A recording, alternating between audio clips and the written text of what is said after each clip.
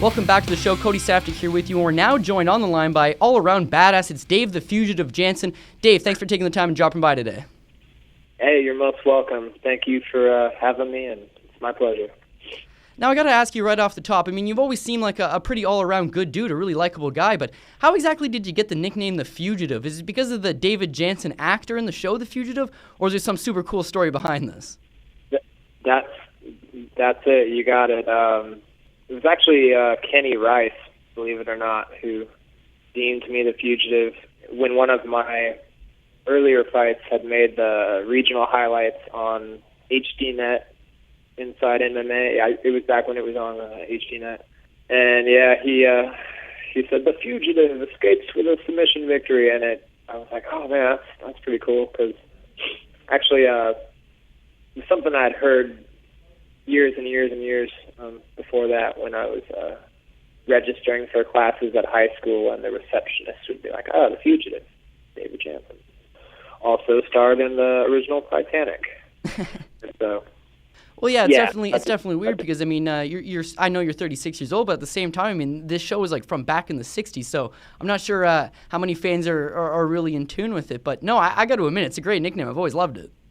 Oh, thanks, man. I know a lot of people. I know it goes over a lot of people's heads, and I guess that's also kind of why I'm a fan of it. Is not many folks will get it, but it is a classic TV reference, and the show itself still holds up. If you ever care to, I don't know.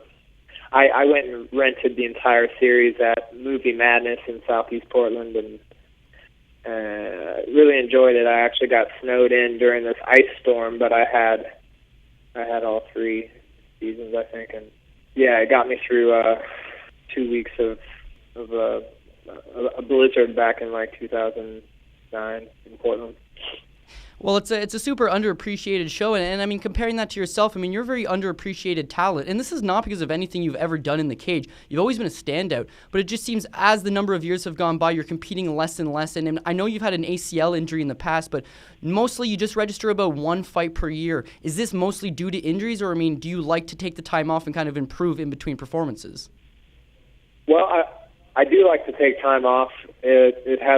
I haven't had too many injuries or anything major since the knee surgery, and before that I broke a thumb. But really, I like to get, I know fighting's not gonna be around forever for me, and I'm trying to just expand my interests, and so I've actually been beekeeping a lot more recently, and that's something that's important for humanity as a whole, and just to have food on our table. So I've expanded my apiary to 10 hives right now, and I'm just a hobbyist, but I know there is a lot of money to be made as a beekeeper if I were to ever take it seriously. But really, I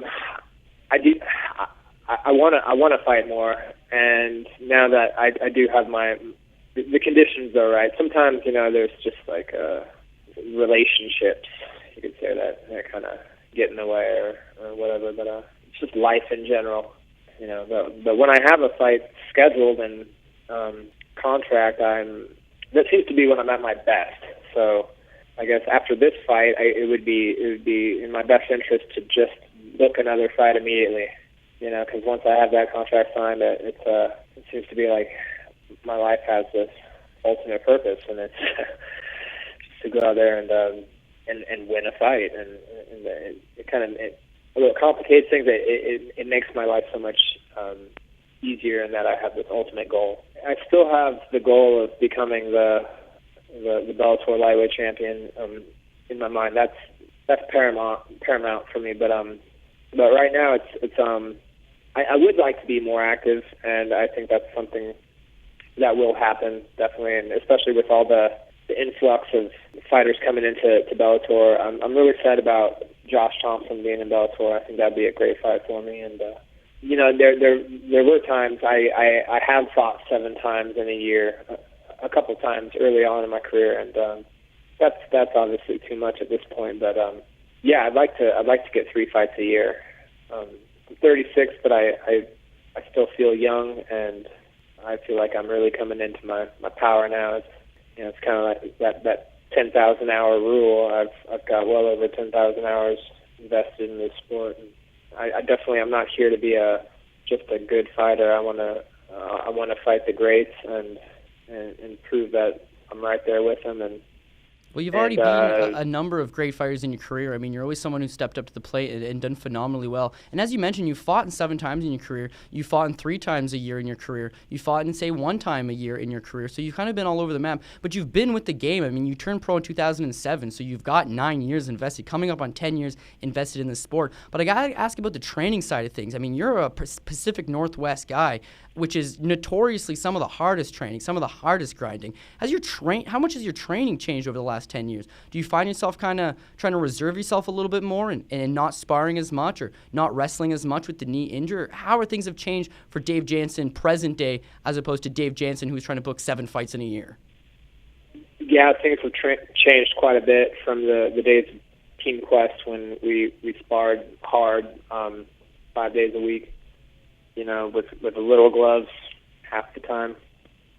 I am more careful now, and I definitely feel like I'm training smarter and sports massage, and I utilize the flotation tank therapy quite a bit for my visualization and my overall recovery, and really helps to just relax. And but yeah, I think the biggest, sparring isn't as important as it was back when I first started. It's not I don't put an emphasis on sparring as hard as I used to. So it's hard on the body for sure.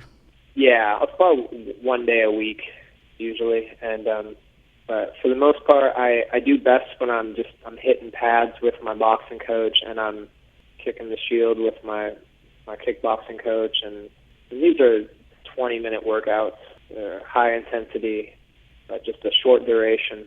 And I think that's where kind of the sports science.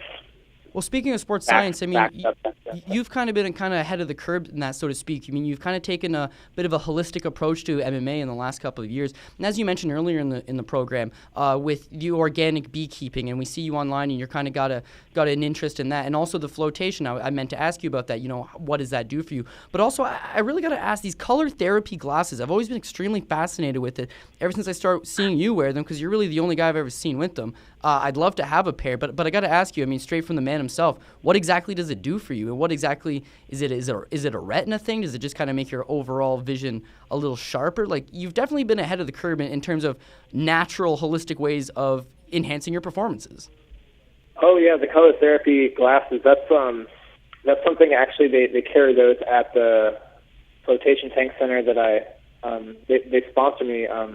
Company called Float On, and they have a whole line of products that they carry in their shop. And yeah, the color therapy glasses, it's kind of for fun. It's a way to literally change your perspective immediately. And the red glasses are kind of just they light a fire in you, and I mean, things kind of looks like the apocalypse is happening. To be honest, it does raise your heart rate a bit, but it also it's fun. It's honestly just fun to change my perspective. But right now, I'm actually wearing the greens, and the green glasses. They do the opposite. They mellow you out quite a bit. But I'm no expert at this stuff. I just like to have fun, and yeah. Well, I'll tell you what, it was good for the sponsor, because I mean, a guy like me sitting at home and instantly I'm intrigued in it. I want to know more about it. So I mean, it's been working on that end. But let's get back to Bellator 155 on May 20th. You'll be taking on Marcin.